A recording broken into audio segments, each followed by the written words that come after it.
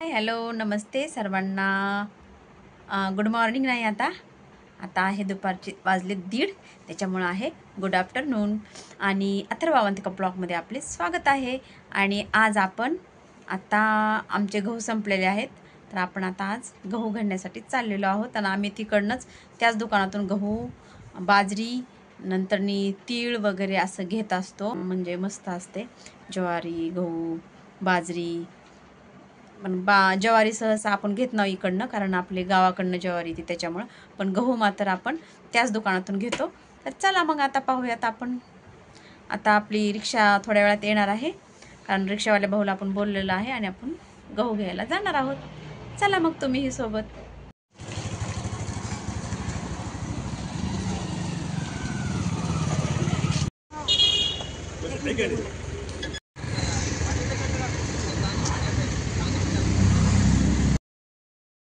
आणि हे पहा, आता मी चालले होते पाहण्यासाठी ती नागेली आणि ही दाखवत होते मी. आणि नंतरनी मग मला गहू घ्यायचे होते. मग मी गव्हाचा भाव त्या भाऊला विचारत होते की हा कसा दिला म्हणून. तर ते म्हणले हा तिरुपती आहे आणि 39 रुपयांनी दिलेला आहे म्हणून. तर हा ते सांगितला मला. तर मग मला तोच आवडला आणि मग मी तोच घेतला पण. आणि हे पहा, हे हळकुंड. नंतर मी हे धने पण घेतले अर्धा किलो. 160 रुपये किलो होते, तर त्यात अर्धा किलो घेतले मी, कारण छान वाटायले होते आणि त्याचा सुगंध पण छान असा यायला लागला होता. आणि ही नागेली आणि मक्का होती. भरपूर असे धान्य होते. बाजरी होती. नंतर 2 प्रकारच्या ज्वाऱ्या होत्या. एक होती 45 वाली, एक होती बहुतेक 35 वाली होती. आणि हा गहू तिरुपती हा मी घेतला आणि तो होता 39 रुपये किलोने. मग 30 किलोचा कट्टा घेतला आणि आता आम्ही वापस निघालो होतो घरी. आणि अथर्व माझ्यासोबत आला होता. तो कट्टा टाकल्यानंतर पाहायला गेलता काय म्हणजे व्यवस्थित ठेवला का नाही. आता मग मी पण निघाले आणि पण बसायला अडचण होती ती कट्टा टाकल्यामुळं, पण बसलो मग तसंच आम्ही दोघंही. आणि थकून झोपलेला आहे अभ्यास करत करत. इकडं पाहि अभ्यासाचं तर ठेवलं आणि इकडं हा झोपला. ही धने पण घेतलेले आहेत आपल्याला धनेपूड करण्यासाठी. आता उन्हाळा आहे त्याच्यामुळं वाळवून मग करता येते. अर्धा किलो घेतलेलं आहेत. 180 रुपये किलोचे अर्धा किलो घेतलेले आहेत हे. आणि मला जरासं म्हणजे अरे सुटलं वाटतं पहा. तर ह्याचा हे पहा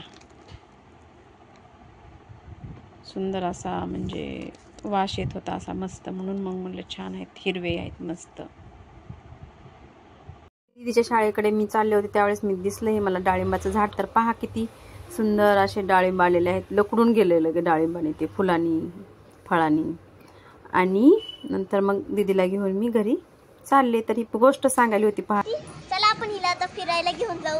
मग नंतर ती काय म्हणती, बाई म्हणती, ती जी चायनाची बाई असती ती म्हणती व्हॉट इज दिस. ती भारतातली बाई म्हणती दिस इज अ खांबा 4 फूट लंबा. व्हॉट इज दिस. मग ती म्हणती दिस इज अ बाव, हात नाही लावू जातो की नाही. नाही म्हण काऊन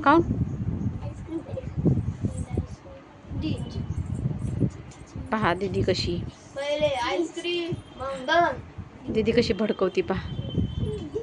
म्हणजे त्यानं जाऊन आईस्क्रीम घ्यायची माझी नाही आईस्क्रीम कळलं का.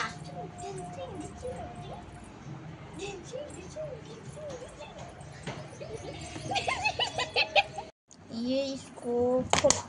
हाँ खोला तो तसं काय झालं रे ती. बरोबर आहे.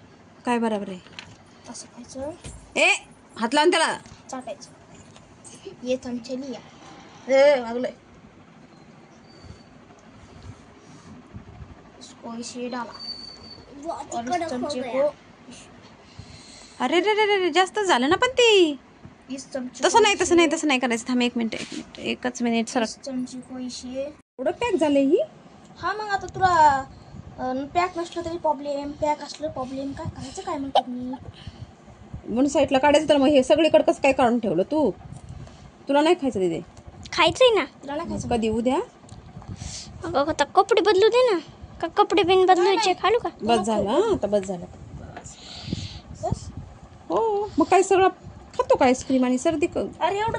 आणि हे पहा अवंतिका युनिफॉर्म न घालताच आईस्क्रीम खायला बसलेली आहे. आणि इकडं ही तर पहा कसं केलंय सगळं. का रे तसं केलंय? हा कट्टी कट्टी तर कट्टी. सगळे गेलेत आता झोपायला. कॉटवर जाऊन सगळे पडले झोपले. आणि बुक्स सगळे पहा इकडे ठेवून गेले.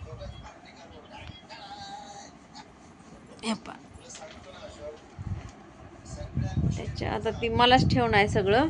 आता जाऊन पडले सगळेजण चुपचाप. पहा आता होळीचं आता सांगायला लागली ती मला, आपण कलर आणायला जाऊ आणि काय करू म्हणा. हा काय करू सांगा लवकर लवकर पटकन पटकन. ती म्हणती आपण कलर आणण्यासाठी जाऊ. मी सांगते. सांग ना सांग. कलर घ्यायला जाऊ, मग नंतर 12 वाजल्या की होळी खेळू, झोपून राहू, लवकर 5:30ला उठू, मग नंतर होळी परत खेळू आणि मग नंतर आपल्या फ्रेंड्सच खेळू. हे पहा अवंतिका आणि तिचे पप्पा झोपले होते.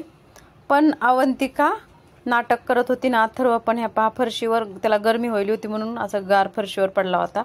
आणि दोघंही नाटक करत होते कारण का त्या दोघाला मी अभ्यास करायचा सांगितला होता. हे पहा अशी नाटक करत होती पण झोपलेले नव्हते.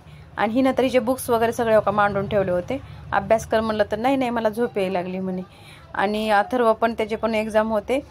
त्यालाही म्हणलं अभ्यास कर थोडा, तर नाही म्हण मी आता करत नाही मला झोप यायला लागली.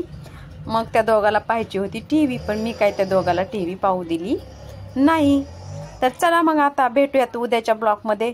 आणि चॅनलला लाईक अँड शेअर आणि सबस्क्राईब करा. बाय. Dance with me.